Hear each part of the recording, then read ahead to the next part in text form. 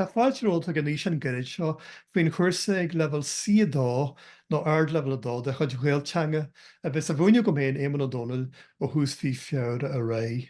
Tá ardleibhéal dó orúna doghine a bhfuil líomhart waithe go sa bhéle go hena héin a ha míon le chur go mór le na starfácail le na Severus agus linanálas ar gramada na teanga.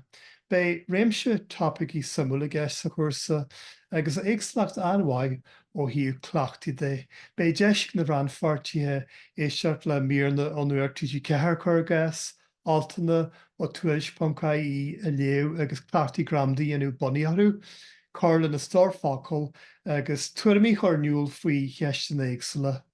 Le ní smóla seil faoi áhar na rangana, feach ar níos de mo chud dar tiidir Cúrsa ag ardleibhéal dó dúchlann de chantrí lífa Gaeilge. Mar sin mat sa géirí cur go mór le de chuid scill na teanga Gaeilge té go Ghaelteanga.com leis an chuirsa seo ag ardleibhéal dó a chur an áirithe. Slán go fóill.